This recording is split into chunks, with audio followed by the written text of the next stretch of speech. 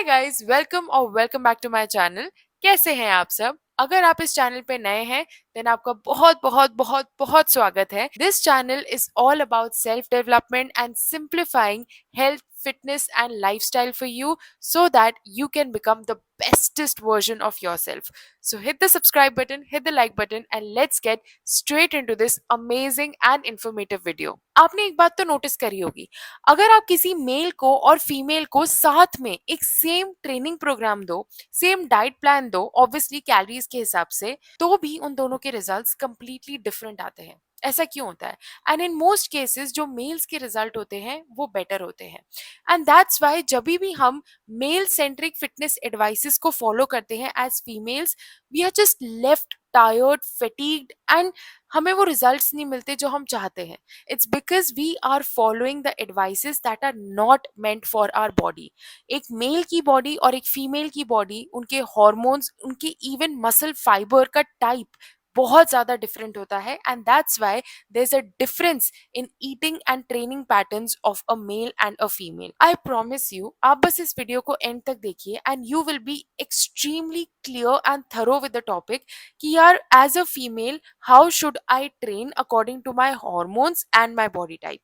And trust me, अगर आप अपनी बॉडी के साथ काम करेंगे, उसके अगेंस्ट काम नहीं करेंगे, you will see amazing results. जब आप एक्चुअली में सही तरह से ट्रेन करेंगे, अपनी बॉडी के साथ, अपनी बॉडी के टाइप के हिसाब से ट्रेन करेंगे, आपको खुद वो फर्क समझ में आएगा कि यार मेरे में कितनी ज्यादा एनर्जी है। अब I am full of life, I'm stronger, I'm more leaner and I'm more happier and I know for sure you want that.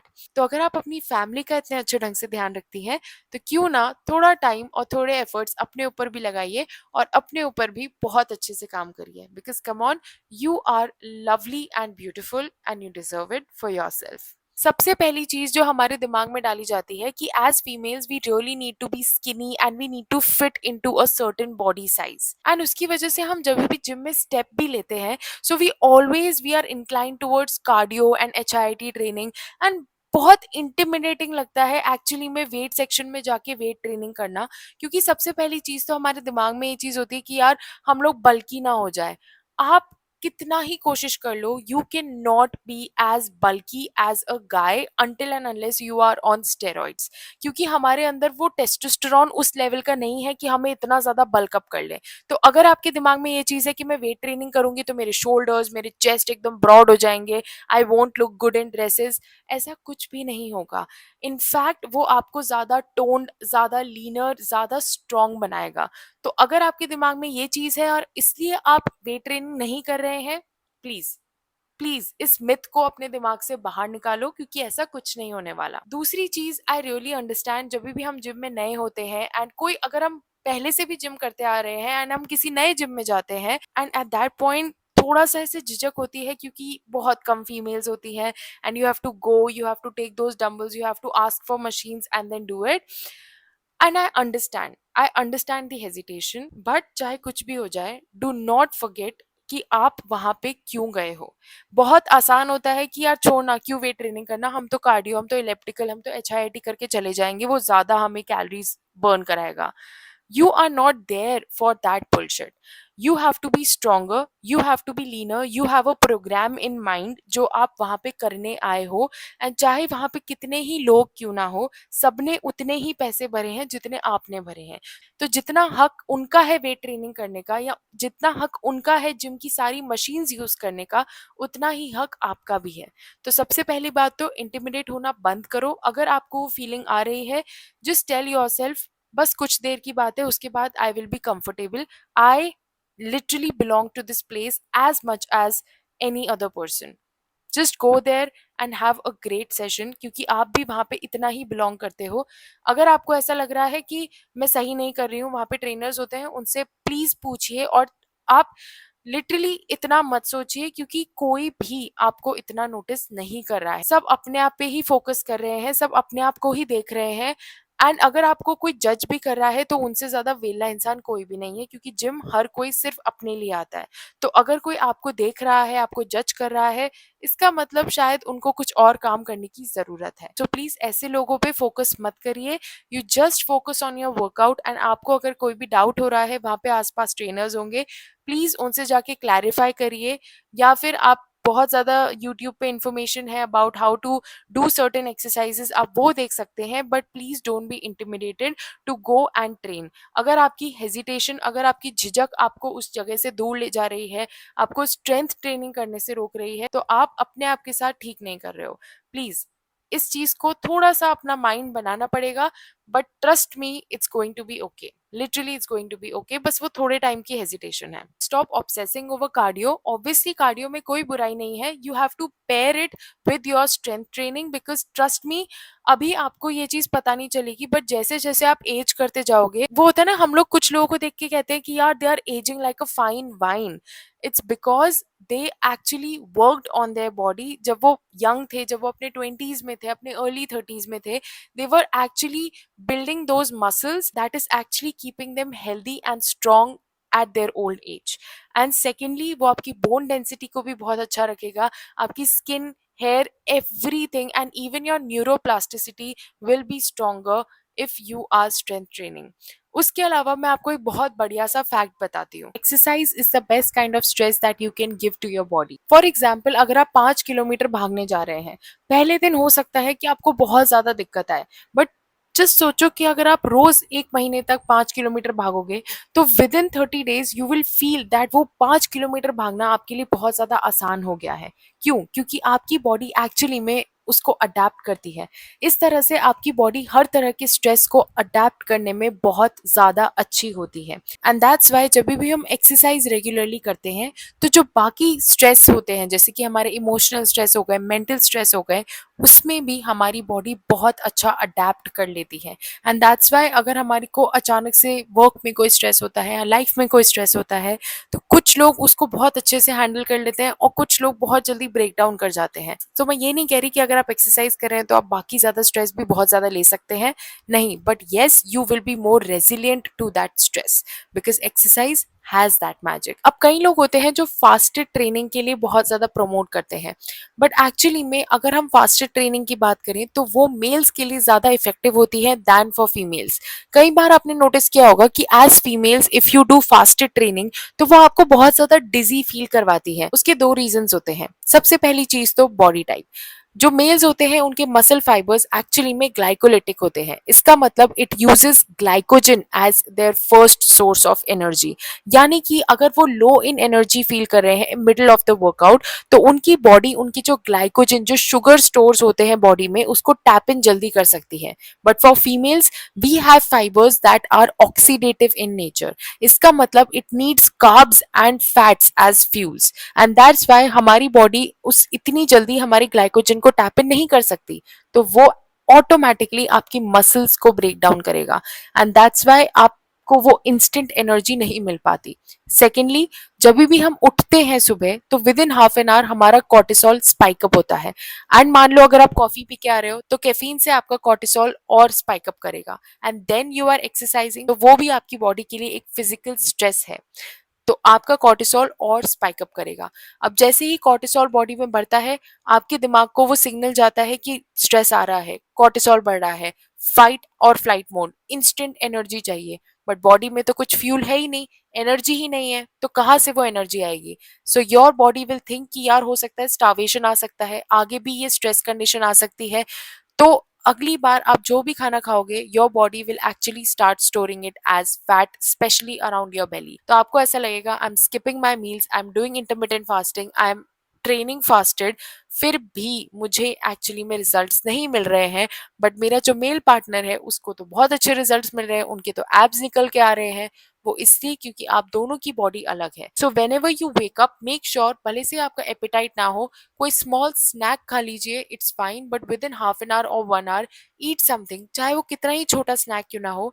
फिर बाद में धीरे धीरे जैसे आपको भूख लगे, आप बिल्कुल अपना ब्रेकफास्ट करिए, but just make sure when you wake up after some time eat something, ताकि आपका वो कॉर्टिसोल जो स्पाइक है वो थोड़ा सा कम हो जाए and you can actually go through your day in rest and digest mode and not in fight और फ्लाइट मोड। क्योंकि कई बार ऐसा होता है कि हमारा कॉर्टिसोल पूरा दिन हाई रहता है and we feel fatigued, but then जैसे ही हम सोने जाते हैं हमें नींद नहीं आती। वो क्यों होता है? क्योंकि हमारा कॉर्टिसोल एक्चुअली में स्पाइक्ड अप है। So that's why don't make this mistake when you wake up, just eat something and lower down your cortisol। and same to same चीज इंटरमिटेंट फास्टिंग पे भी अप्लाई होती है। एक रिसर्च करी गई थी जिसमें दो ग्रुप्स चूज किए गए थे। एक ग्रुप ऑफ वुमेन को एक्चुअली में इंटरमिटेंट फास्टिंग का जो उनका ईटिंग विंडो था वो था 8 AM टू 6 PM, और दूसरे ग्रुप ऑफ वुमेन का जो ईटिंग विंडो था वो था 12 PM टू 8 PM। एंड जो लोग एक्चुअली में सुबह उठ के वो नून तक हंग्री रहते थे, उनके रिजल्ट्स, उनकी हार्मोनल प्रोफाइल, उनका वेट लॉस एक्चुअली में कम था दैन दी अदर ग्रुप। ऐसा क्यों? क्योंकि ये जो ग्रुप था जिसने 8 AM टू 6 PM किया था, इनका जब सुबह कॉर्टिसोल स्पाइक अप किया उससे पहले ही they started their eating window. But जो लोग नून तक फास्टिंग कर रहे थे उनका कॉर्टिसोल लेवल एक्चुअली में स्पाइक्ड अप था, जिसने उनको इतने अच्छे रिजल्ट्स नहीं दिए।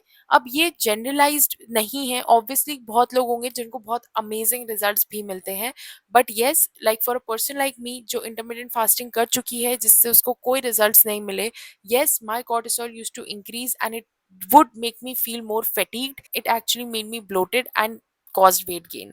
So that's why अगर आप सुबह उठ रहे हैं, just make sure, अगर आप intermittent fasting भी कर रहे हैं, then वो जो आपका सुबह का पीरियड है उसमें हंगरी थोड़ा कम रहे। अगर आपका कॉर्टिसोल सुबह सुबह स्पाइक करता है, so your body goes in that parasympathetic zone which is basically fight or flight response, जो आपको पूरा दिन टायर्ड रखती है। एंड अगर आप सुबह उठ के प्रॉपरली खा रहे हैं, आपका स्पाइक इतना कॉर्टिसोल का नहीं हो रहा है, then your body enters into that sympathetic zone which is rest and digest. And that's why in short वो आपको रात को प्रॉपरली सोने में भी हेल्प करेगा। तो ये सारी चीजें इंटरलिंक्ड है। अगर आपका सुबह कॉर्टिसोल स्पाइक नहीं हुआ, आपकी बॉडी पूरा दिन रेस्ट एंड डाइजेस्ट मोड में रहेगी, जो आपको रात को प्रॉपरली डीप स्लीप में भी हेल्प करेगा।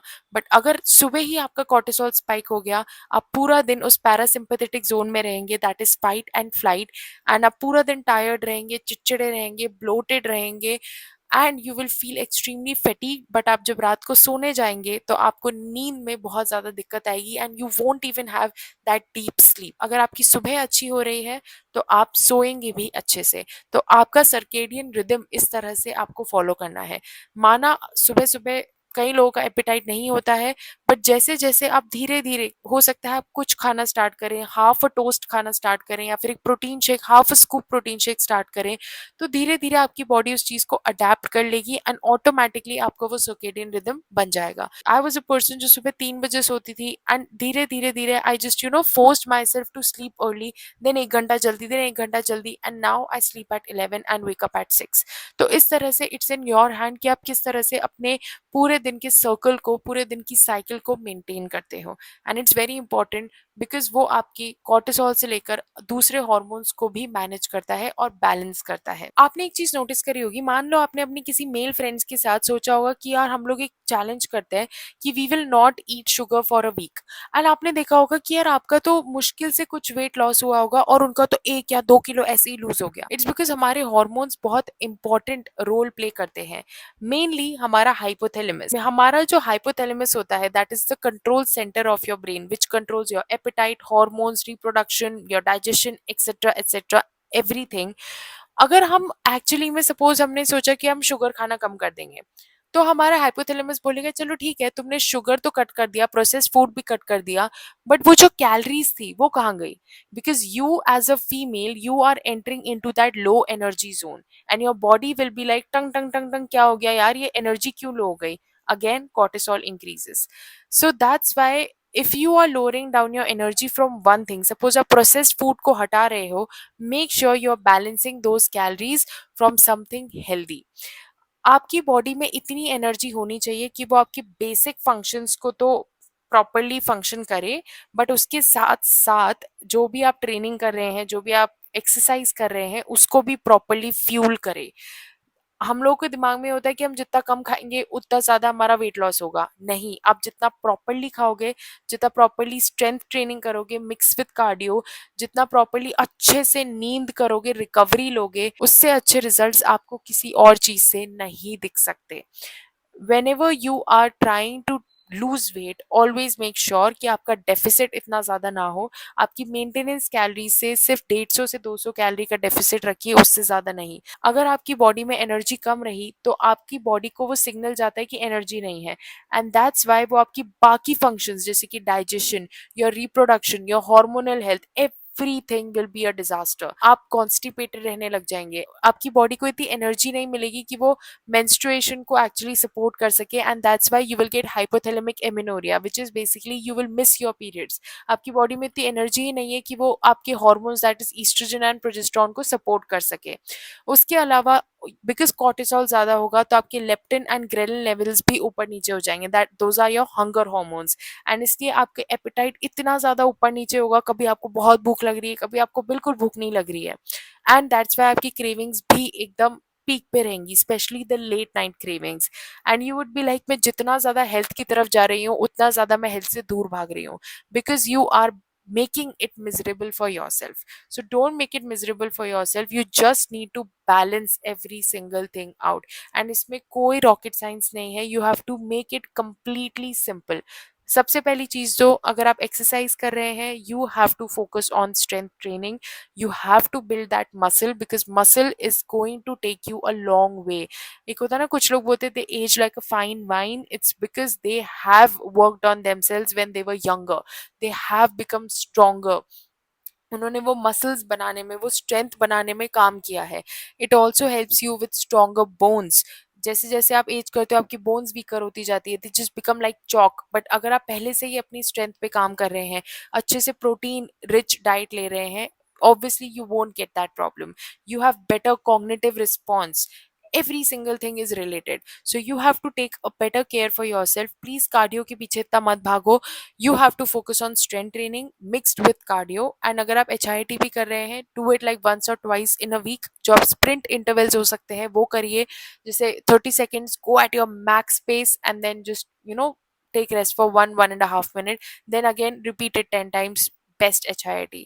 so that way you can actually tap into a proper workout routine जो आपको पूरा दिन इतना थका हुआ फील नहीं कराएगा, and you are eating feeding properly, so you are actually high in energy।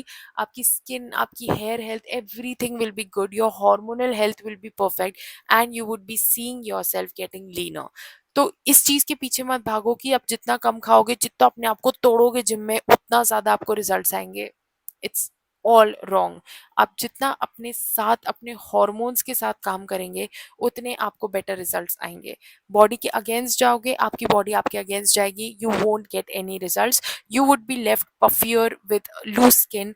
But अगर आप अपनी बॉडी के साथ, अपने हॉर्मोन्स के साथ काम करेंगे, you would feel more energetic and you would feel more healthy. Last जो चीज आती है दैट इज साइकिल सिंकिंग। इसका मतलब आप अपनी साइकिल, जो आपकी पीरियड साइकिल है, उसके अकॉर्डिंग आप वर्कआउट एंड डाइट कर सकते हैं।